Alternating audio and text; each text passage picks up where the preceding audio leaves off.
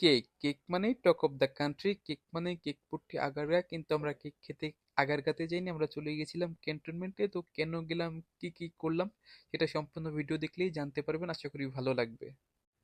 আসসালামু আলাইকুম, আশা করি সবাই ভালো আছেন। আলহামদুলিল্লাহ, আমি আল্লাহর রহমতে অনেক বেশি ভালো আছি। আর ভালো আছি বিধায় সম্পূর্ণ একটি নতুন ভিডিও নিয়ে আপনাদের সঙ্গে হাজির হয়ে গেছি আমি, সাকিব। আশা করি ভিডিওটা ভালো লাগবে, আর ভালো লাগলে অবশ্যই কি করতে হবে সেটা তো আপনারা জানেনই, তাই নতুন করে আর কিছু বলার নেই। তো চলুন সম্পূর্ণ ভিডিওটা আমরা দেখতে থাকি। আর দিনটা ছিল মূলত আমার খালাতো ভাই নাফিস ওর জন্মদিন, তাই আমরা সবাই একত্র হয়েছিলাম।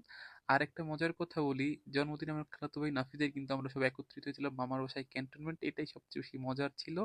আসলে আমরা কোনো দিবসকে সেলিব্রেট করতে চাই না, কিন্তু ও যেহেতু ছোট মানুষের একটা আবদার ছিল যে না, ওর জন্মদিনটা ছোটখাটো করে একটু উদযাপন করা হোক। অর্থাৎ এখানে কেক কে বোঝাইছে, ও যে না একটা কেক অন্তত কাটা হোক।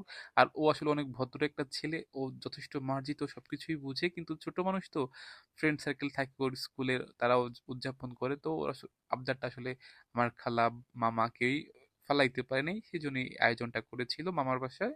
আর আসলে এখানে আমরা খুব বেশি মানুষ ছিলাম না, হাতে গোনা কয়েকজন মানুষ ছিলাম, কিন্তু দিনটা অনেক বেশি স্মরণীয় হয়ে থাকবে আমাদের কাছে। আর যেটা শুরুতেই বললাম যে আসলে এখানে কোনো দিবসকে উদযাপন করতে আমরা চাইনি, তাই দেখেন এখানে কোনো কিন্তু ক্যান্ডেলও ছিল না, কোনো বেলুন ছিল না, মানে শুধু একটা কেক খাওয়ার। এটাই আসলে ওকে একটু বিনোদন বা খুশি দেওয়ার জন্য, এত সুন্দর একটা স্মৃতি থাকে, ওকে জাস্ট আনন্দ দেওয়ার জন্য এটা করা। আর জন্মদিন ছিল নাফিজের, কিন্তু ওরা দুজনেই বলছে কেক কাটার আগে যে সাকিব ভাই, আমরা কিন্তু তোমাকে এই স্প্রে দিয়ে হয়তো জফলা আকার করে ফেলবো, তুমি আমাদের কিন্তু কিছু বলতে পারবে না। আর সেটাই ওরা করেছে, আর আমি ওদের বাধা দেইনি। আর এখানে মূলত ডান পাশে ল্যাভেন্ডার কালারের পোলো শার্ট পরা, এটা হচ্ছে আমার খালাতো ভাই নাফিস, ওরই জন্মদিন ছিল। আর আর বাম পাশে হচ্ছে আমার মামাতো ভাই নিহাল কাজীর মতোই। ওর চঞ্চলতার কথা আর কিছু বলার নেই, ও এত বেশি মজার যে একবার ওর সাথে কেউ মিশলে সে তাকে সারা জীবন মনে রাখতে বাধ্য। আর ওদের দুইজনের গালে কেক লাগিয়ে দিচ্ছিল আমার খালা। আর খালা তখন একটা কথা বললো যে ভাগ্যে থাকলে হলুদ লাগাতেও পারি বা নাও লাগাতে পারি, তো চল কেক লাগিয়ে দিই। আসলে কথাটা খুব হার্ট টাচিং ছিল, আমার খুব খারাপ লাগতেছিল খালার কথাটা শুনে। আর ভিডিও কিন্তু শেষ না, এখনো অনেক বাকি আছে। আশা করি ভিডিওটা দেখবেন, আর ভালো লাগলে অবশ্যই লাইক কমেন্ট করতে কিন্তু ভুলবেন না। এই তো দেখতে পেলেন যে আমরা কোথায় এসেছি, কেক কেটেছি। আমার খালাতো ভাই নাফিজের জন্মদিন ছিল, তাই আমরা সবাই মিলে মামার বাসায় ক্যান্টনমেন্টে চলে এসেছি। তো আর এটা আসছে কেক, তো আমরা সবাই খেলাম একসাথে, একটু দেখাই যতটুকু সম্ভব দেখাইছি আপনাদের। আর এখন খাবো আমার মামির হাতে স্পেশাল সরিষার তেলের গরুর তেহারি। দেখেন জিনিসটা কতটা লোভনীয়, দেখতেই যতটা সুন্দর।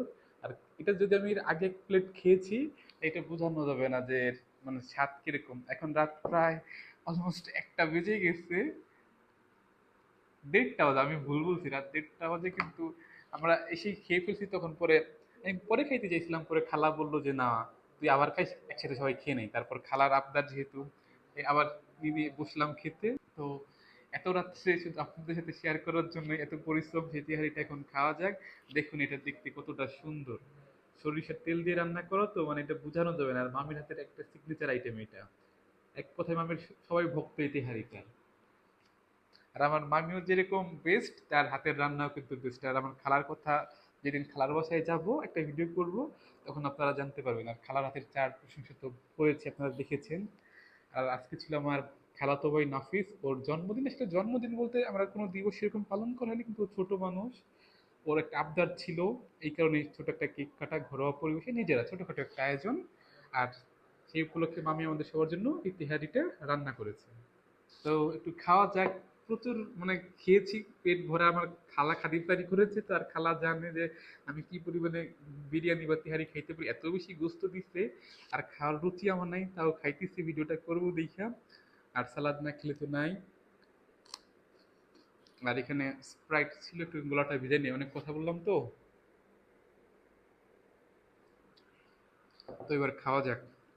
আর এটা খুব সুন্দর, অতিরিক্ত মশলাও না, তেলও না, কিন্তু ঘরোয়া মশলায় রান্না করছে মামি। মানে কি বলবো, আপনাদের যদি খাওয়ানো সম্ভব হইতো তাহলে খাওয়াই দেখাতাম যে আমার মামির হাতের রান্না কত মজা। আমার বাবা সচরাচর কারো রান্নার প্রশংসা করে না, কিন্তু আমার মামির হাতের এই তিহারিটার অনেক বেশি প্রশংসা করছে আমার আব্বাও। বিসমিল্লাহ। যেটা বললাম যে আমার মামি বেস্ট, তার রান্নাও বেস্ট। মানে হয় না যে বিরিয়ানি খেতে একটা আশপাশ অস্বস্তি লাগে, কিন্তু এটা আপনি যতই খান আপনার ওরকম কোনো ফিলিংসই আসবে না, আরো খাইতে মন চাবে। অতিরিক্ত কোনো তেল নেই, কোনো মশলাও নাই। দেখেন আমার হাতটাও কিন্তু শুকনাই আছে, মানে যতটুকু না হলেই নয় সেটুকুই। এটা খুব মজার। মাংসগুলি খুব টেন্ডার, মানে ছোঁয়া দিলেই ছিঁড়ে যাইতেছে আর মুখে মিলে যাইতেছে, এত বেশি মজা।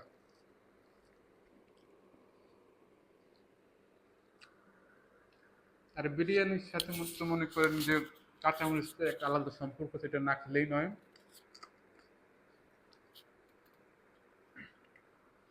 একটু পানি খেয়ে নিয়ে ঝাল লেগে গেছে।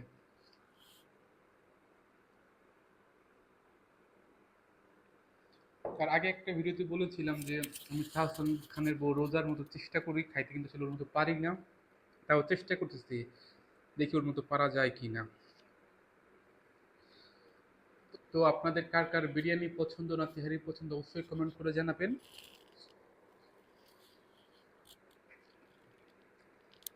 তো রাত তো অনেক হলো, তো আজকে মতো এখানেই শেষ করি। আবার ইনশাল্লাহ দেখা হবে। আর যদি কারো লোভ লাগে, আমার কিন্তু কিছু করার নাই। আর এই রাত 1:30 বাজতেছে, এই সম্পূর্ণ ভিডিওটা করতে আমার খালা আমাকে সাহায্য করতেছে, সবাই ঘুমাই গেছে, আমার খালা আমার জন্য বসে আছে ক্যামেরার পিছনে। যদি খালাকে দেখানো যাইতো তাহলে আমি অবশ্যই আপনার সাথে দেখাইতাম। তো সবাই আপনারা ভালো থাকেন, সুস্থ থাকেন। আর অবশ্যই আমার খালাতো ভাই নাপিত, ওর জন্মদিন, ওর জন্য সবাই দোয়া করবেন, যাতে ও জীবনে অনেক বড় মানুষ হতে পারে। আল্লাহ হাফেজ সবাইকে।